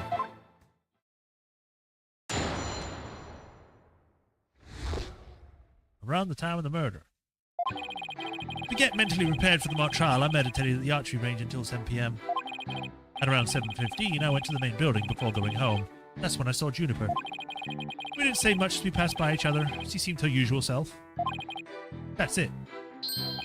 Anything else you'd like to ask? That is quite enough. Well done, golden boy. The final bell rings at 7 p.m., at which point the campus is a desolate place. Now, you will recall the tape recorder. We know the time of the recording. It was 7:10 p.m., the day before the mock trial. That was the dark hour of this heinous crime. Do you have any proof of that? As it's a final bell, the school plays a special broadcast when the clock strikes 7. The female voice in the tape recorder appears 10 minutes after that broadcast. The killer waited until the school was empty to spring her devious and deadly trap. Board in the art room at 7:10 p.m. on the 23rd. So when the witness saw the defendant, that would have been... Indeed, it was 5 minutes after the voice was captured on tape in the art room. Ergo, we know that the Hughes was still in the main building even after the killing. So the time of the murder and the time of when the body was moved. Great, another inconvenient testimony. Miss Sykes, your cross-examination, please.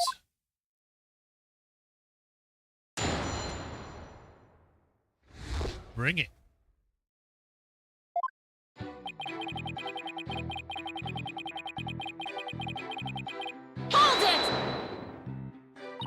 So, do you meditate often? Don't tell me you're going to start pestering me too. What's that supposed to mean? No need to play dumb with me. All the girls want to know about my private life. What? I will remind the defense this is a court of law, not a pickup spot. It seems Miss Fancy Pants lawyer is speaking with the witness. Okay, I'm talking like gender harassment or something here. Like, come on. Objection! Ask a simple question. Oh, you're flirting with the witness. Ugh. Objection, objection, objection! I'm just trying to establish the witnesses. If you must know, I never go a day without meditating. Satisfied now, stalker girl? That's it, you better take that. Whoa, whoa, whoa there, Tiger. Just take a deep breath and relax. You seem stressed. I'll just continue my testimony now if you don't mind. I really don't like this guy. Which I guess is the point, but still. Could make him a little likable. Hold it! How's anyone this guy's friend? Our client has stated she went home at 6 p.m. You and Professor Court were busy preparing for the mock trial together yesterday, right? Was that the last time you saw her? Yes, I left school around 6 p.m. No, wrong. I don't know what she was doing, but Juniper was definitely at school at 7 p.m. But I suppose neither side can prove one way or the other. So much for being a friend. Ugh. If Junie was there, that means she's lying. Truth be told, I only saw her for the briefest of moments.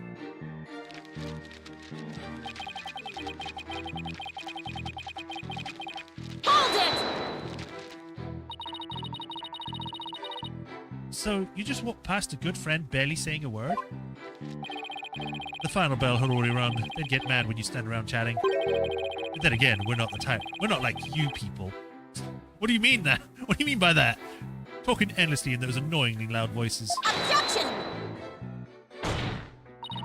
Annoyingly loud voices? I'd like it if you refrained from insulting my partner like that. Normally I'd shout objection right about now, but I'll take this one for the team. He looks so sad. He's just so resigned to it. He's just like, yeah. Yeah. Anyway, I think that's all about I have to say.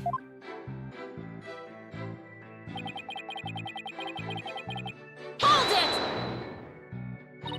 Alright, I'll take you up on your kind offer. I expected as much, so go ahead, ask away. Mr. O'Connor, I want to ask you...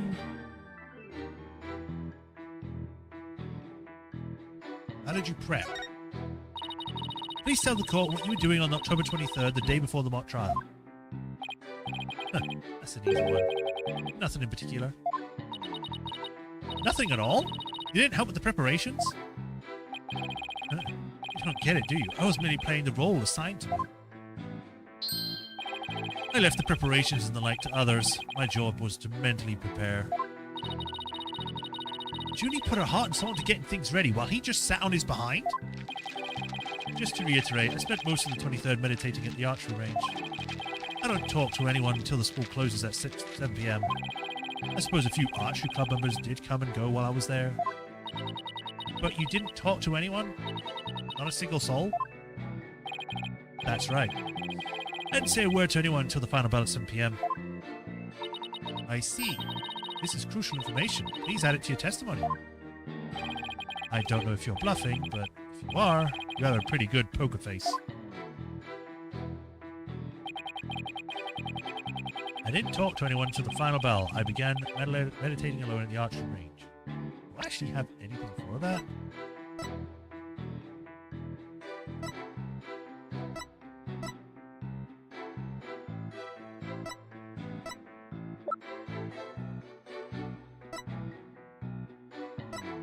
I don't think so. Wait! The book!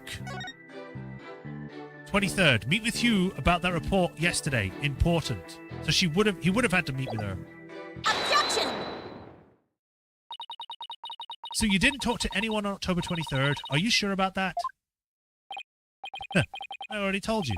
My word is good as gold. Okay, then how do you explain this?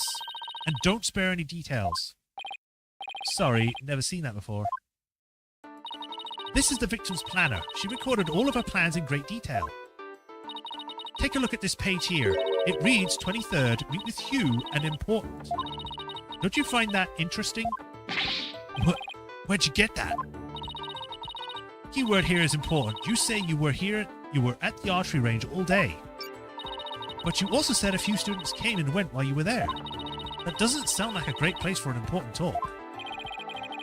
But the entire campus was buzzing with activity before the mock trial.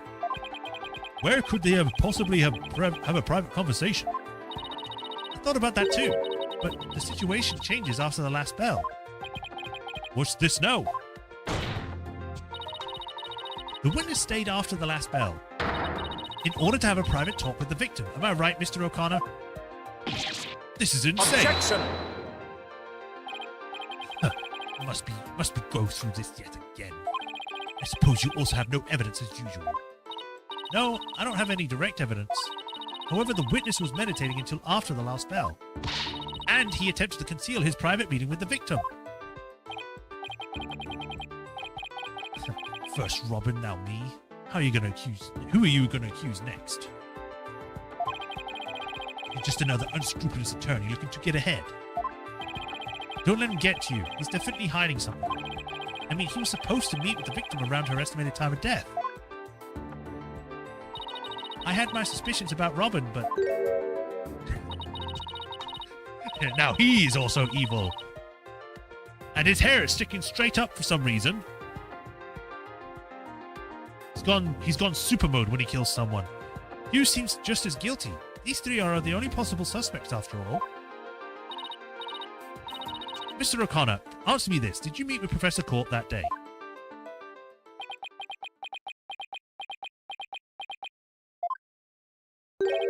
Sorry, Miss Jailbird Prosecutor. I don't mean to steal your thunder, but I have something to say. If it will save me some trouble, then by all means speak away. If you would recall, Miss Sykes, the voice on the tape recorder was female.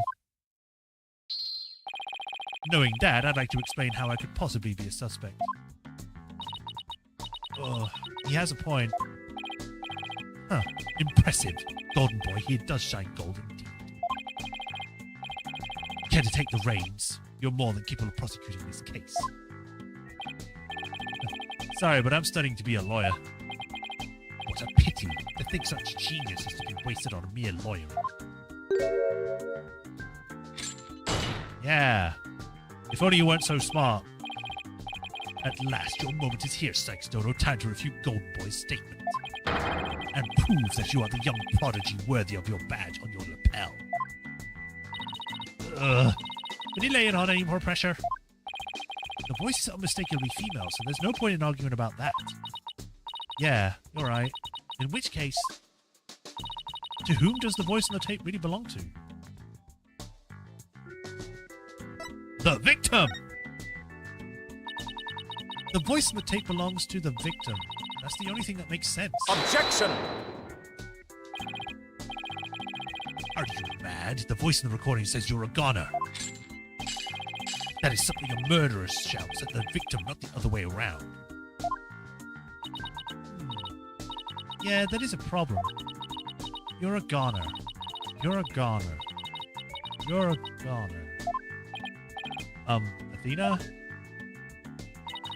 You're a goner. You a goner. Hugh O'Connor. Hugh O'Connor? Wait a second! Whoa, Athena, you're scaring me here. You're scared? I'm terrified for even coming up with this. With what? Prosecutor Blackwell, you wanted to know if I'm worthy of my badge. Well, I'm about to show you why. Despite my age, I can wear it with pride. Oh, then can I take it you won't be changing your argument? Still, it stands that it's a bit odd for the victim to be the one yelling, you're a goner. I agree, if that's what the victim is saying, but it's not. I assume you have something to back up your assertion, Miss Sykes. Not exactly, but you don't have to add fuel to this fire, Your Honor. If it is indeed Professor Court's voice in the tape, then she was shouting because she was Scolding. I would like to call one basic fact into question. Is that shout on the tape really saying you're a goner? What are you up to now, Athena? Professor Court's planner says that she was planning to meet, or supposed to meet, with the witness for an important talk. Perhaps our witness, despite being a genius, had done something wrong. And this made Professor Court get angry with him during their private meeting. I don't see how this changes what we heard on the tape. Well, if you want to see how it changes things, then let's try a little experiment. Your Honor, I want you to yell at the witness as if you were mad with him. But, and this is important, use his full name. Okay, let's see. Hugh O'Connor! Well, then I do deserve that. Yes, like that. Try again, but faster. Hugh O'Connor! Huh? Hugh O'Connor? Hugh O'Connor? Hugh O'Connor? Wait a second. No, this cannot be. It's such bullshit. We can't accept this as evidence. Are you crazy? Objection! You think I'd spend the energy to lead you this far if it wasn't true? Ah, but it is, Your Honor. Humans are not perfect. That's a scientific fact. We sometimes mistake shadows for monsters, or the wind for voices. Yes, when you're a child.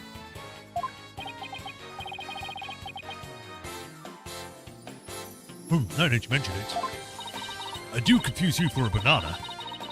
You can do this, Athena. Just give the old guy one more little push. The sound on the tape recorder never was the phrase, "you're a goner."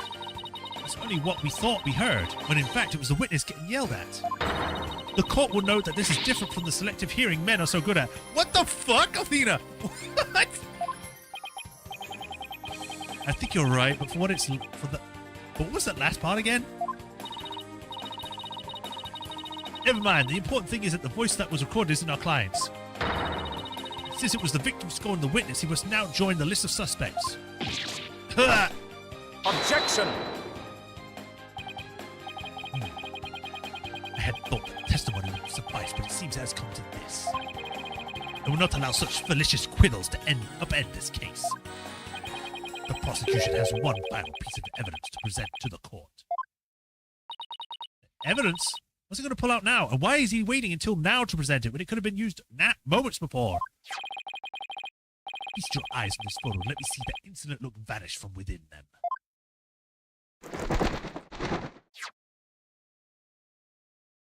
It's a cute painting. Let's see here. Oh, it's the picture with the defendant and the victim. The photograph shows professor and student preparing for the mock trial together. Wait, was this taken in the art room? The room where the murder occurred? Indeed it was, but the revelations do not end there. Do you see the clock on the wall? It reads 7:05, a mere 5 minutes before the voice was recorded on the tape. What? The accused usually stabbed the victim to death 5 minutes after this photo was taken. And he said before. That would have been weird.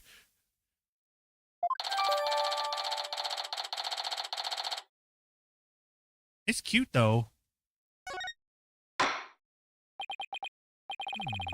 seems the defense culpability in this crime is quite obvious, considering it's a picture. Gina was with Professor Court just 5 minutes before she was murdered. What now? Nothing I can say to change that fact.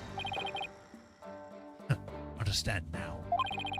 You believe in your client or your wish, but as try as you might, such misplaced faith will inevitably be cut down before the cruel steely bay of truth. Dude, we beat you last time and we had the truth, so shut up. Ah! Listen, the person you'd like to save more than anyone else in the world. I'd be willing to wager that your defense isn't what they desire. But I became a lawyer so I could... You still fail to understand after so much pain and defeat. The courts are not the play yards of little children dressed as lawyers. So before you break your back in failure, run along home and grow up.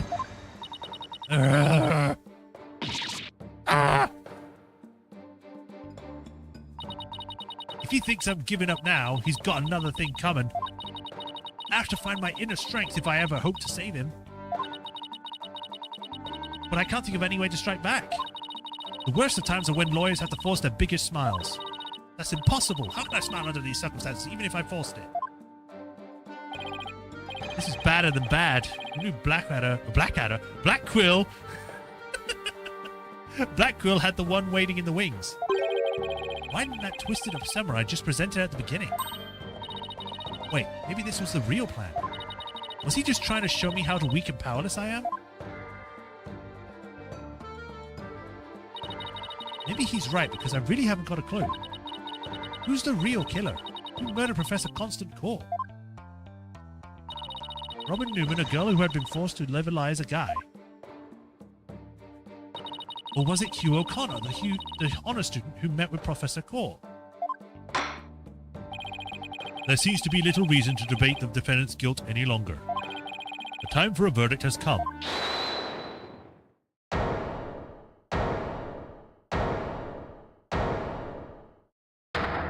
Oh, hi. No! It's not gonna happen, man! What's the meaning of this? You can't interrupt a judge about to hand it down, But maybe false verdicts are no-no.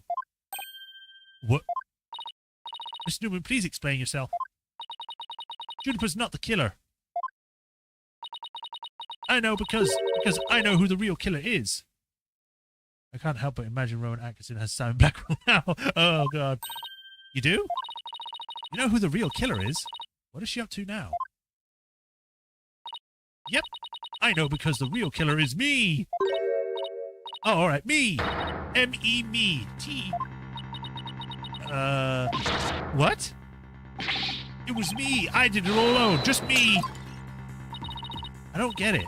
Why is she confessing? Miss Newman was witness near the stage. That's even a related photo of her. The more I think about it, the more suspicious she seems.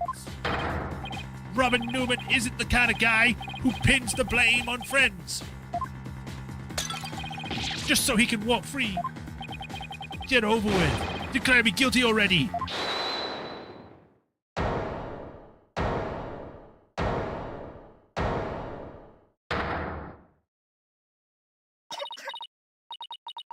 Please, wait. Juniper, what are you doing? I think you're already done, Athena, but you'll have to forgive me. I can't let my friends take the blame any longer. Junie, no! Don't do it! Don't put down the gun! You and Robin have done nothing wrong. They have absolutely no connection to this case. The real killer is me. I alone responsible for the entire crime. What? Objection! Junie, you know that's not true. Hurry up and retract your statement. I'm afraid it's true. Forgive me, Thena.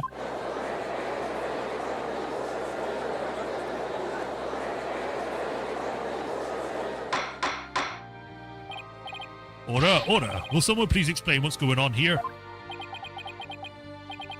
I see right through your cheap ploy.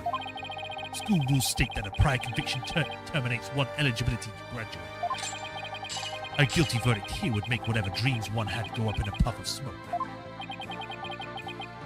Oh, I wasn't aware. That sounds like a stupid idea, because otherwise no one would get a job if they went with one misdemeanor. Even meek little mice will fight when cornered. A pitiful spectacle, I might add. These vermin are trying to protect each other now that they've nowhere else to run. Protect each other? Wait, was Robin just trying to protect Junie too? If so, then the real killer is...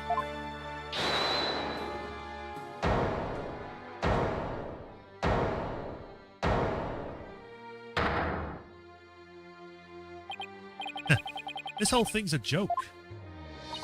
Uh-oh, now it's Hugh's turn. What is wrong with kids these days? I know what just crossed your mind, Miss Sykes. You think I'm the killer, don't you? Why you have a bow? Wow, he really is a genius. He even knows what you're thinking. I think it's about time I told you the truth. I'll even get right to the point. It was me. I did it. Wait. What?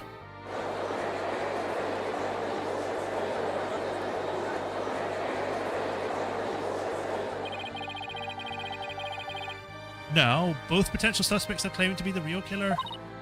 I'm so confused right now. If you still have doubts, how about I detail my murder plot? It's an absolute genius. Enough of this nonsense. This court is a law. This is a court of law, not the set of some high school drama. I see I have no choice. I'm afraid I'll have to... Oi, wait your boldness. I'm sorry, Prosecutor Blackwell, but I'm in no position to hand out a verdict just yet. I am hoping that the defense and prosecution can come up with something airtight evidence. That is why I'm giving you both the rest of the day to continue investigating the case. Pinch me. I think I'm dreaming. Fine. Do as you wish. This brings today's proceedings to a close. Court is now adjourned.